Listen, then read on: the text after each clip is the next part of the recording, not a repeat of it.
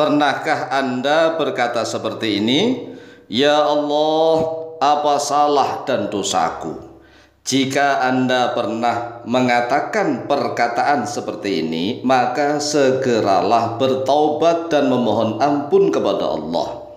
Mengapa seperti itu?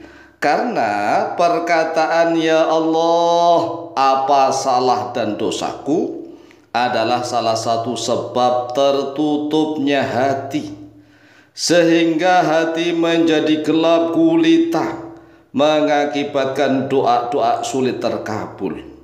Mengapa bisa seperti itu?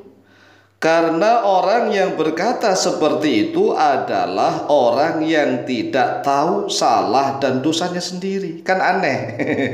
Padahal salah dan dosanya banyak sekali. Coba kita renungkan, ya kan? Mata kita punya dosa. Apakah mata kita enggak punya dosa? Punya. Mata kita punya dosa. Telinga kita punya dosa. Mulut kita punya dosa. Hati kita apalagi banyak dosanya, karena penyakit hati itu paling banyak dosanya. Tangan punya dosa, kaki punya dosa, perut punya dosa. Semuanya punya dosa nih. Apalagi kemaluan. Kemaluan punya dosa banyak sekali.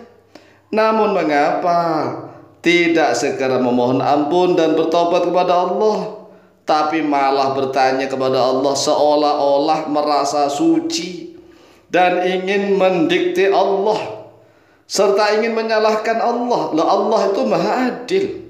Allah maha adil, Allah maha bijaksana.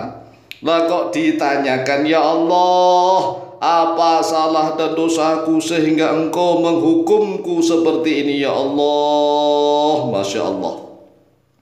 Perkataan seperti ini adalah perkataan orang yang memang dosanya terlalu besar.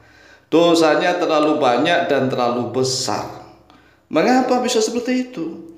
Karena dosa itu tidak terbatas pada yang mengerjakan sesuatu yang dilarang saja. Namun banyak dosa lagi yang lebih besar. Ada dosa lagi yang lebih besar, yaitu meninggalkan sesuatu yang diwajibkan oleh Allah. Seperti dosa meninggalkan sholat fardu 5 waktu, dan dosa meninggalkan kewajiban menuntut ilmu agama setiap hari. Jadi kita harus waras. Kita harus waras, tidak boleh sedikit-sedikit menyalahkan Allah seolah-olah kita merasa suci.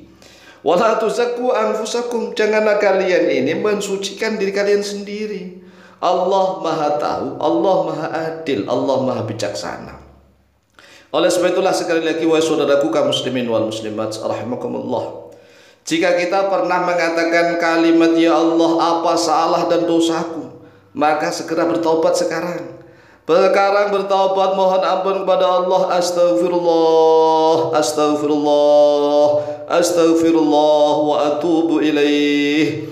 Astaghfirullah wa atubu ilaih. Aku mohon ampun kepada Allah dan aku bertaubat kepadanya. Astaghfirullah wa atubu ilaih. Pakai ha akhirnya, ha. Ha pakai ha. Astaghfirullah wa atubu ilaih. Ya Allah, aku minta ampun kepada Allah, aku minta ampun kepada Allah dan aku bertaubat kepadanya. Mengapa seperti itu? Wong dosanya terlalu banyak.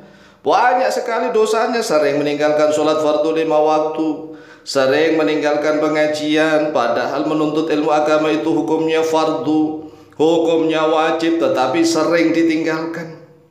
Lah tapi aneh, merasa suci, merasa tidak punya dosa tatkala diberikan peringatan oleh Allah. Allah memberikan peringatan, dikasih ujian oleh Allah sedikit saja, kemudian dia teriak-teriak, ya Allah, apa salah dan dosaku sehingga engkau menghukumku seperti ini. Masya Allah, Masya Allah. Sekali lagi, ayo siapapun yang pernah merasa mengucapkan kalimat, atau dalam hati, kalau dalam hati ya enggak. Kalau dalam hati itu ujian keimanan, asalkan tidak diucapkan. Misalnya nih dalam hati, ya Allah, apa salah dan dosaku, ikan minta petunjuk kepada Allah dalam hati. Tetapi kalau sudah diucapkan, ini dosa nih, dosa besar.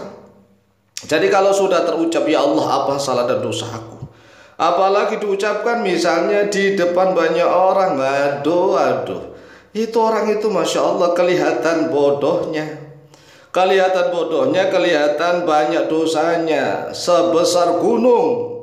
Kalau gunung itu sangat besar, berada di pelupuk mata, ya nggak kelihatan. Nggak kelihatan.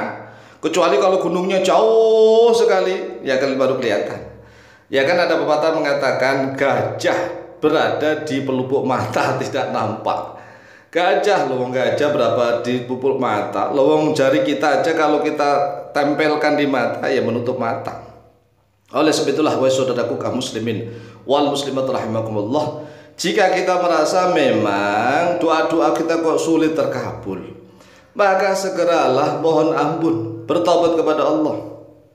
Terutama yang menggunakan redaksi fi'il amar. Fi'il amar itu Allahumma gfirli, begitu. Allahumma gfirli. Astagfirullah juga boleh, tetapi itu fi'il mudhari. Boleh astagfirullah, tetapi lebih bagusnya menggunakan fi'lu amrin. Fi'il amar itu kata perintah, tapi kalau pada Allah namanya doa, maka redaksinya Allahumma gfirli dunubi. Allahumma gfirli dunubi wa tub alayya. Allahumma ighfir li dhunubi wa tub alayya. Allahumma ighfir li dhunubi wa tub alayya. Allahumma ighfir li dhunubi wa tub alayya. Allahumma ighfir li dhunubi wa tub alayya. Allahumma ighfir li dhunubi wa tub alayya. Allahumma ighfir li dhunubi wa tub alayya. Allahumma ighfir li dhunubi wa tub alayya. Ya Allah, ampunilah oleh Engkau untukku dhunubi, dosa-dosaku ya Allah.